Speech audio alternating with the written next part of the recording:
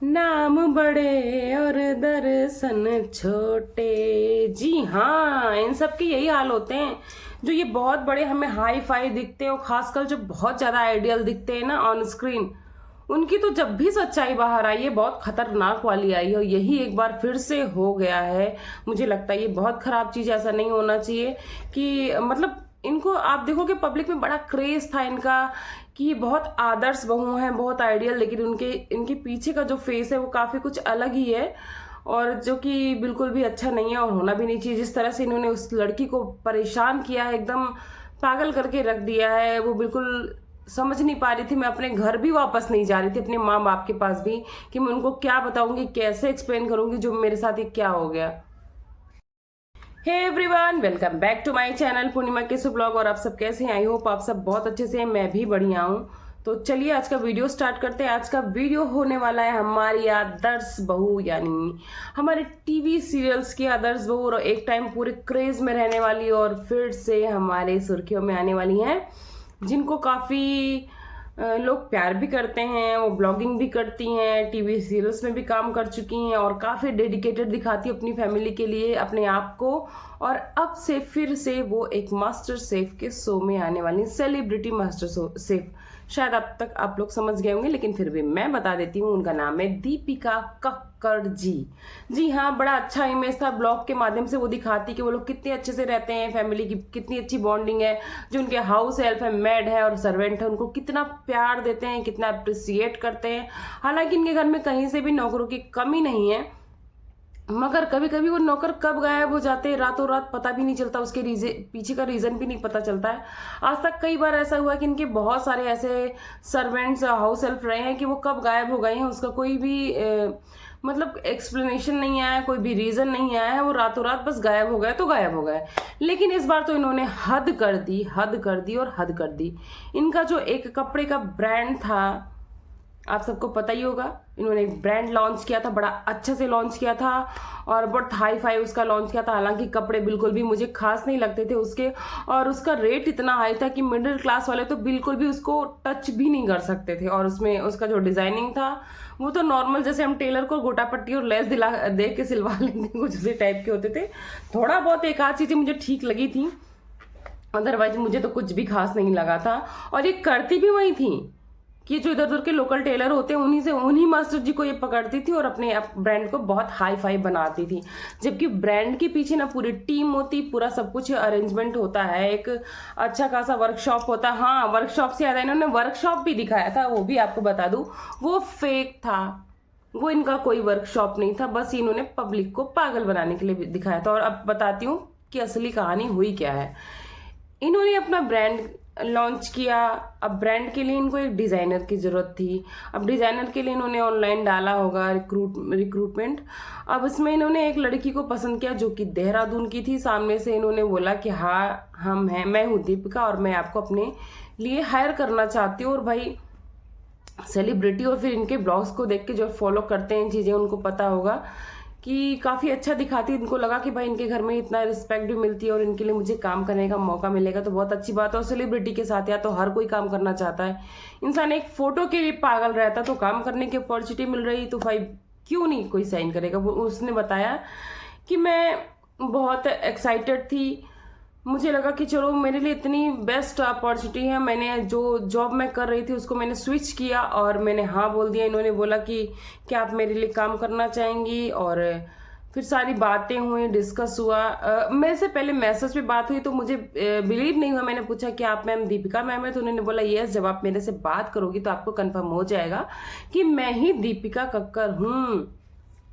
तो उसके बाद क्या हुआ, उसके बाद इन्होंने बात की, वो लड़की खुश हो गई। और उसके बाद उसने पूछा कि उसने साफ साफ बताया, देखो जहाँ पे इन्होंने अच्छा किया तो उसने अच्छा भी बताया है, ऐसा नहीं कि उसने सिर्फ बुराई की है। इन्होंने बोला कि आप वर्क फ्रॉम मतलब दिल्ली से ही करोगी, जबकि वो देहरादून की, लेकिन उस टाइम वो जॉब दिल्ली में कर रही थी, या तो फिर आप यहाँ मुंबई आना पसंद करोगी। तो उसने बोला नहीं, मैं मुंबई आना पसंद करूंगी, यहाँ से मैं वर्क नहीं कर पाऊंगी, कंफर्टेबल नहीं हूँ। तो उन्होंने बोला ठीक है। फिर उन्होंने कुछ दिन बाद उनसे कांटेक्ट किया कि भाई आप कहाँ पे रहोगे, कैसे करोगे, पीजी में रहोगे या फिर, तो बोले कि ठीक है आप मुझे देख लो कैसे कर रहना है, आप मुझे हो सके तो अवेलेबल करा दो तो अच्छा रहेगा, मेरी थोड़ी सी हेल्प हो जाएगी। तो उन्होंने बोला ठीक है मैं देखती हूँ। फिर उन्होंने खुद सामने से बोला मेरी मम्मी जो है वो 2 BHK में रहती है, जिसमें से एक रूम ना खाली रहता, आप चाहो तो उसमें कुछ दिनों के लिए रह सकते हो, 1 महीने के लिए, तब तक आप अपने लिए अपने अकॉर्डिंग रूम सर्च कर लेना। तो उसने बोला ठीक है कोई दिक्कत नहीं, मैं रह लूँगी, मैं कंफर्टेबल हूँ। वो लड़की आती है, फिर उन्होंने पूछा, जब वो आ रही थी तभी पूछा कि क्या रूम हो गया है, मैं आ रही हूँ। तो बोला हाँ आ जाओ कोई दिक्कत नहीं है, लेकिन रूम नहीं हो पाया है, हम तुम्हें पीजी की व्यवस्था करते, तो मैं पीजी कैसे चाहिए कि तुम्हें अकेले रहना या पार्टनर। तो बोला मुझे शेयरिंग में नहीं चाहिए, क्योंकि मुझे काम करना है और काम करने के लिए मुझे बिल्कुल अकेला सा मतलब सेपरेट सा रूम चाहिए। तो उन्होंने बोला ठीक है आओ बात करते हैं।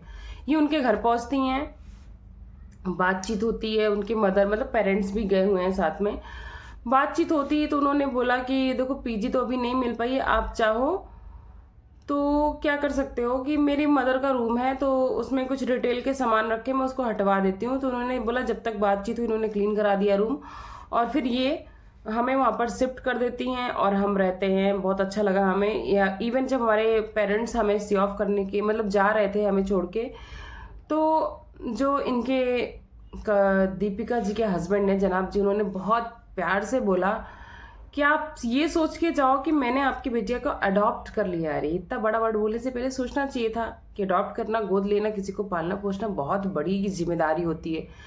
और जो आपने हरकतें की हैं बिल्कुल भी अच्छा नहीं लग रहा है कि आपने ऐसा काम किया है। तो ये लोग बहुत खुश हुए, कॉन्फिडेंस आ जाता है कि हाँ अपने बच्चे को अच्छे हाथ में सौंप रहे हैं, हमारे बच्चे का लाइफ कैरियर अच्छा चलेगा। तो उन्होंने बोला नहीं ठीक है मैं बहुत खुश हूँ, मुझे अब विश्वास हो गया कि यहाँ रहेगी, तो उसको कोई दिक्कत नहीं। वो लोग छोड़ के चले जाते हैं और उसके बाद उसका काम स्टार्ट होता है। बोले मैंने सेकेंड डे से ही मैं काम पे लग गई, मेरा एक रूटीन था। उन्होंने पूरे स्क्रीन शॉट्स भी दिखाई हैं, अगर पॉसिबल होगा तो मैं शेयर करती जाऊँगी, आप लोग देख लेना कि मैं इनको पर डे सुबह उठती थी, पूरा फॉलोअप देती थी कि आज का ये काम है, आज क्या करना है आप मुझे बता दो, मेरा मेरा ये है। तो कभी कभी तो रिप्लाई कर देती थी, कभी कभी 2-2 3-3 घंटे तक रिप्लाई नहीं आता था, कभी कभी शाम को रिप्लाई आता था। इवन मैंने इनसे 1-2 बार कॉल भी किया था तो फिर उन्होंने बोला मैं आती हूँ, पर ये आती नहीं थी। फिर मास्टर जी की बात, इनके पास एक मास्टर मतलब एक ट्रेलर तक नहीं था। इन्होंने बोला मुझसे कि तुम खुद से टेलर का अरेंजमेंट कर लो। भाई मैं जब आपका वो शहर था, आप वहाँ रहते थे, आप एक टेलर नहीं अरेंज कर पा रहे थे, फिर मैं कैसे कर पाती। लेकिन इन्होंने फिर भी मैं तैयार थी, क्योंकि मुझे बहुत एक्साइटमेंट थी इनके साथ काम करने की, मुझे शौक था, क्योंकि ऑलरेडी जबकि इनका ये ब्रांड ट्रोल हो चुका था, फिर मैं चाहती थी कि मैं अपने एफर्ट से इस ब्रांड को कुछ खड़ा कर सकूं, ताकि मुझे भी अच्छा फील हो सके और मैम को अच्छा फील करा सकूं। सिर्फ इसलिए मैं इसके साथ बहुत एफर्ट कर रही थी। तो इन्होंने अपने एक हाउस हेल्प को भेजा, एक दादा करके हैं, एग्जैक्ट नाम नहीं याद आ रहा मुझे। तो उनके साथ जाती हैं, ट्रेलर से बात करती हैं, टेलर बोलता है ठीक है मैं करूँगा। और भाई अगर आपको ब्रांड मीन्स आप समझते हो, आपके पास प्रॉपर टीम होना चाहिए टेलरिंग करने के लिए, डिजाइनिंग करने के लिए, स्टिचिंग करने के लिए। इवन उन्होंने ये भी बताया कि हैंड वर्क यानी एम्ब्रॉयडरी के लिए भी कोई भी कुछ भी नहीं था, तो मैं अकेले इसको कैसे मैनेज करती थी। फिर भी मैंने रिस्पॉन्सिबिलिटी ली, मैं ढूंढ रही थी। ये अपनी ही डिज़ाइन को एक बार भेजती बोलती इसको तुम जरा करके दो, मैंने करके दिया। मुझे सच बताऊं ऑनेस्टली मैं उस टाइम कह नहीं पाई थी, लेकिन मुझे अच्छा नहीं लगा था, फिर भी मैंने उसको हर पिक्सल पे करके दिया कि देखो अगर इसको वैसे करके देंगे तो ऐसा लग रहा है, छोटे में बड़े में, मतलब मैं आपको नॉर्मल लैंग्वेज में बता रही हूँ। तो फिर भी इन्होंने उसको कराया। और जो ये मेरे से बोल रही है कि 10 दिन के अंदर मैं क्या करके दे देती, और इन्होंने बोला सैलरी के लिए बात की थी मेरे से पहले ही, मैं इस चीज़ को आपको मेंशन करना भूल गई। सैलरी के लिए इन्होंने पहले ही बात की थी जब मैं दिल्ली में थी। तो उन्होंने बोला सैलरी आप क्या लोगे, तो उसने अपना जो भी डिमांड रखा। तो उन्होंने बोला देखो मैं अभी मेरा थोड़ा हार्ट टाइट चल रहा है, मैं इतना दे पाऊंगी, पर मुझे लगा ठीक है अभी मैं मैनेज कर लेती हूँ। उन्होंने बोला बाद में इंक्रीज कर देंगे तो कर देंगे। तो उसने मान लिया उस सैलरी पे, क्योंकि भाई इसका भी स्टार्टिंग था। इन्होंने बोला मेरे भी करियर का स्टार्टिंग पॉइंट था, और मुझे ये लग रहा था प्लस पॉइंट कि भले मुझे सैलरी थोड़ा सा कम मिल रही, मगर मेरे लिए एक सेलिब्रिटी के साथ काम करना शायद एक अच्छा एक्सपीरियंस और एक अच्छा प्रोफाइल हो सकता है आगे की जॉब के लिए। क्योंकि हर इंसान, हर मतलब फैशन डिजाइनर तो चाहता ही है कि मुझे सेलिब्रिटी के साथ काम करने का मौका मिल जाए। तो भाई ये सारी बातें हुई, इनके घर पे आए, डेली का यही चला। मैं इतना एक्सप्लेन करूंगी तो वीडियो काफ़ी लंबी हो जाएगी, मैं शॉर्ट में बताती हूँ। डेली सुबह मैसेज भेजती थी, मैडम उधर से इग्नोर करती थी, आती थी कभी नहीं आती थी, कभी कभार मिल लेती 2-4 मिनट के लिए, उसमें भी मतलब पूरी बातें नहीं सुनती थी, चीज़ें सही से बताती नहीं थी और उसके बाद चली जाती थी। इस तरह से चीज़ें चल रही थी। जब उसको कोई ज़रूरत होती थी तो वो जो दादा थे इनके हाउस हेल्प, उन्हीं के साथ वो जाती थी आती थी, और ये आईपैड पे डिज़ाइनिंग लगातार कर रही थी। फिर अचानक एक दिन मैम से ये होता है कि भाई कि तुमने क्या क्या किसी चीज़ की ज़रूरत पड़ती है। हाँ, एक होता है जो फायर गन कुछ करके होता है इनके में, काम लगता है। तो उन्होंने बोला इसकी ज़रूरत है, तो बोला ठीक है मैं सर्च कर रही हूँ, मैं बता दूंगी। तो वो बोली सर्च करके 2 दिन बाद उन्होंने सर्च करके कोई आंसर नहीं दिया। तब इन्होंने सामने से पूछा कि भाई क्या हुआ, उसका अरेंजमेंट हुआ? तो बोले नहीं हो पाया। नहीं तुम देख लो। तो इन्होंने बोला ठीक है मैं जाती हूँ, कल देख के आती हूँ, उसको अगर मिल जाएगा तो मैं लेकर आऊँगी। और इन्होंने साथ में ये भी पूछा क्या अगर आप मेरे से कॉन्टेक्ट कंटिन्यू नहीं कर पा रहे हो तो मैं अपने आप से कोई डिसीजन ले सकती हूँ? सामने से दीपिका जी ने बोला बिल्कुल नहीं, ये ब्रांड मेरा है तो आपको डिसीजन मेरा लेना पड़ेगा, और आपको ऐसे कोई हेल्प की जरूरत हो तो आप दादा से कांटेक्ट कर सकते हो, डायरेक्ट मुझे बार बार कॉल करने की जरूरत नहीं है। तो आप ये बताओ कि ब्रांड आपका है तो ब्रांड के बारे में जो हाउस हेल्प है वो क्या ही बताएगा? कहीं आना जाना ये सब चीज डिस्कस करना है तो बताएगा, लेकिन अब बाकी चीजें वो क्या बताएगा? तो मैंने ये चीजें की। 10 दिन बाद मैडम मुझसे पूछी अभी तक तुमने ये नहीं अरेंज किया, वो नहीं अरेंज किया। मैंने बोला कि मैंने डिजाइनिंग की है पूरा आईपैड पे करके सब कुछ दिखाया। तो बोले 10 दिन से तुम केवल आईपैड लेके बैठी हो, कुछ कर नहीं रही हो। अरे भाई आपको ब्रांड बनाना था। ब्रांड मतलब आप समझते हो? आपको पूरी टीम चाहिए, डिजाइनिंग की, परचेजिंग की, आचार की, हर चीज की टीम चाहिए। आपके पास कोई टीम नहीं थी। हर चीज की रिस्पॉन्सिबिलिटी एक लड़की पर देकर, और 10 दिन में आप क्या चाहते हो कि आप इंटरनेशनल ब्रांड बन जाओ? पॉसिबल ही नहीं है। उसके बाद भी इन्होंने अप्रिशिएट नहीं किया उसको, बोला। और अप्रिशिएट ना करने के पीछे रीजन था, इनको मिल गया था ये शो और इनको स्विच करना था, उसको वहां से हटाना था। तो उसने इन्होंने डायरेक्ट नहीं बोला कि तुमको हटाना है तुम जाओ अभी, बल्कि उसको बुलाकर, जब इनके घर में इनकी मदर भी नहीं थी, कोई भी सर्वेंट नहीं थे, जलील किया कि ये क्या तुम 10 दिन से कर रही थी। मतलब इन्होंने बोला कि बहुत अच्छे से टोन में मुझसे बात करती थी पहले, लेकिन जिस तरह से उस दिन में उन्होंने मुझे बोला, मैं इतना पैनिक हो गई। मैं अपनी बात शुरू की कि मैंने लाइटली वर्ड बोलते ही तो और भड़क गई। उन्होंने पूरी सेंटेंस भी कंप्लीट नहीं करने दिया। बोला हाँ तुमने मेरे काम को लाइटली ले लिया, जबकि मैं ये कहना चाहती थी कि मैंने आपके काम को लाइटली नहीं लिया है, मैं उस पर वर्क कर रही हूँ, पर सारे टीम का वर्क अकेले करने में यार टाइम लगता है। और इन्होंने इनको फायर कर दिया, बोले तुम जा सकती हो, अभी मुझे तुमसे कोई बात नहीं करनी। इन्होंने भेज दिया। जबकि पूरी रात वो लड़की रोई है, इतना मतलब गलत टोन में बात की। अपनी बहन से बताया, उसकी बहन हर 5 मिनट में 10 मिनट में कॉल कर रही थी, भाई तू ठीक है? क्योंकि किसी भी सेलिब्रिटी के घर में इस तरह की चीजें हो जाना, एक डर बैठ जाता कि किसी के साथ कुछ गलत ना हो जाए। और इनकी माँ, जिनके रूम में वो रह रही थी, बाकायदे खाना वाना पूछती थी। उस रात उन्होंने उनसे ना खाना पूछा ना पानी पूछा, चुपचाप वो बेचारी सो गई। किस तरह से वो रात कटी। दूसरे दिन उन्होंने बोला कि तुम्हें जहाँ जाना है, दिल्ली या देहरादून, तुम बता दो, हम तुम्हारी टिकट करवा देते। उन्होंने बोला भाई हम टिकट तो खुद से करवा के आए थे, अगर मुझे टिकट करवानी होगी तो मैं करवा लूंगी, कोई दिक्कत नहीं है, मुझे आप एक मौका दे दो, मैं अपने आप को प्रूव करके दिखाऊंगी। वो बार बार गिड़गिड़ाती रही, रोती रही, सॉरी वॉरी बोलती रही। इतने उसने खुद से इतने मैसेज दिखाए, पर मैडम को रत्ती भर भी फर्क नहीं पड़ा, रत्ती भर भी फर्क नहीं पड़ा। और सैलरी की बात की तो उन्होंने बोला जितनी सैलरी में आपने मुझसे ये काम करवाया है ना, आप इतना काम किसी को इतनी सैलरी में करवा के दिखा दो, आधा भी काम नहीं करेगा कोई। फिर ये लड़की मुंबई में कुछ दिन अपने फ्रेंड्स के पास इधर उधर रह के अपना टाइम बिता रही थी। इसको समझ नहीं आ रहा था मैं अपने पेरेंट्स को बताऊं कैसे। फिर लास्ट में इसने डिसीजन लिया कि ज़्यादा दिन छिपा नहीं सकते, अपने घर वापस गए, अपने पेरेंट्स को बताया, लेकिन फिर भी पूरी चीज़ें नहीं बताई। उन्होंने बोला कि मैंने इतने दिन बाद आज वीडियो डाला है, मैंने अपने पेरेंट्स को बताया कि अभी उनका शो आ गया है तो ये चीज़ें होंगी आगे, लेकिन कुछ टाइम के ब्रेक के बाद होंगी।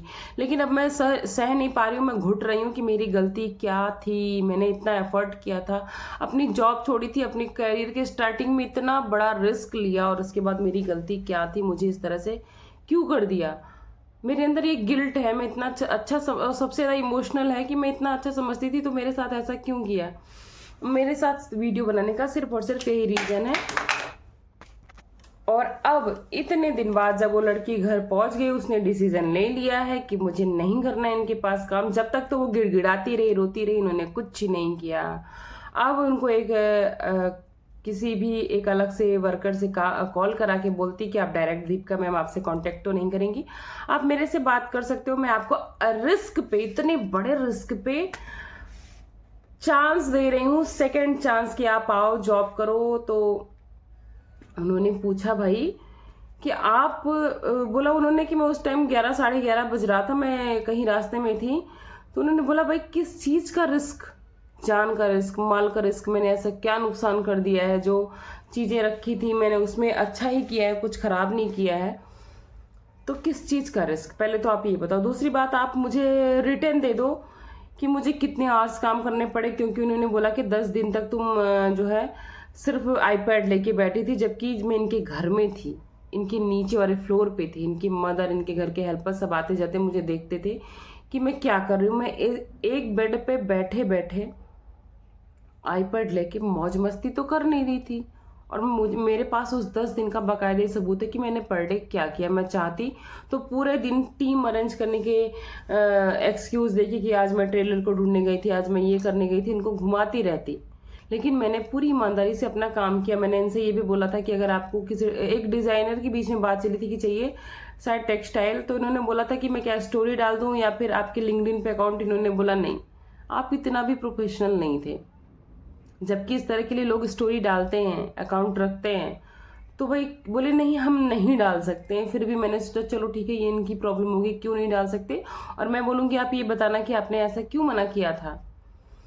तो इन्होंने बोला मैंने अपने रिस्क पे फ़ोन से ही कांटेक्ट करना चालू किया। मैंने अपनी मम्मी से भी बोला था, मेरी मम्मी ने ही अपने भाइयों से बोला था कि इस तरह के कोई आपको कारीगर मिले तो आप बताना। हम पूरी फैमिली डेडिकेटेड थे, लेकिन फिर भी इन्होंने मेरे साथ ऐसा किया। हाँ, अब मैं उस बात पे, इन्होंने बोला कि रिटर्न मुझे तो कितने आवर्स काम करने पड़ेंगे, कितनी छुट्टियां मिलेंगी, कितनी सैलरी मिलेगी, तो मैं सोचूंगी। भाई तो सिर्फ इनको ये बेवकूफ़ बनाने का, ताकि कोई वीडियोस कहीं से कोई रिएक्शन ना लें, सिर्फ और सिर्फ ये। तो कोई रिटर्न नहीं आया, ना तो मेल आया, ना तो व्हाट्सएप मैसेज आया, ना तो वॉइस नोट आया। तो मैं किस बेसिस पे दोबारा रीज्वाइन करूं? क्या ये बेवकूफ़ बनाने के लिए था? रिटर्न इसलिए नहीं आया ताकि कोई एविडेंस ना हो जाए। तो इस तरह से ये किसी के साथ धोखा करते हैं, किसी का कैरियर खराब करते हैं। इस टाइम पे उसका कैरियर खराब कर दिया है बीचों बीच, किस टाइम में कहीं कोई कंपनी हायरिंग भी नहीं कर रही है। इसके पहले उसने बताया मैं बड़ी कंपनियों में जॉब कर रही थी, और इनसे बड़ी थी, बहुत छोटी नहीं, उसके पास 5-6 साल का एक्सपीरियंस था। ऐसे ऐसे स्टार्टअप थे, लेकिन 5-6 साल के स्टार्टअप थे, और उस पे भी मैं स्विच करके गई सिर्फ और सिर्फ सेलिब्रिटी के नाम पे। तो मुझे इतना बड़ा धोखा मिला है, और मैं सजेस्ट करना सिर्फ वीडियो इसलिए बनाना चाहती हूँ ताकि कोई और इस तरह के ना फंसे। तो मैं आप लोगों से बोलती हूँ कि सेलिब्रिटी के नाम पे अगर आपको कोई इस तरह से हायर करना चाहता तो आप उनके बाहरी नेचर को देख के बिल्कुल भी इम्प्रेस मत होइएगा, क्योंकि वो लोग इस तरह का काम भी करते हैं, फ्रॉड करते हैं। मैडम की बहुत सारी चीज़ें एक वीडियो में कवर होना बहुत मुश्किल, वीडियो बहुत लंबी हो गई हैं। तो बस आज का यही कहना था कि ये बहुत फ्रॉड है, इनके भरोसा करने की जरूरत नहीं। जो इनको विश्वास करते हैं ना, एक बार इनका नाम लिख के और इनके एक्सपोज करके डाल देना गूगल पे, बहुत सारे एक्सपोज वीडियो इनके आपके मिल जाएंगे। तो अभी देखते, वो लड़की तो मना कर चुकी है, मैं ज्वाइन नहीं करूंगी। मैडम का क्या रिएक्शन आता है, हालांकि एक ब्लॉग आया उस पर मैं डेडिकेटेड वीडियो जरूर बनाऊंगी। मिलती हूँ आपको नेक्स्ट वीडियो में, तब तक आप लोग अपना ख्याल रखना। थैंक्स फॉर वॉचिंग पूर्णिमा के ब्लॉग। वीडियो को खूब सारा प्यार देना। Bye bye.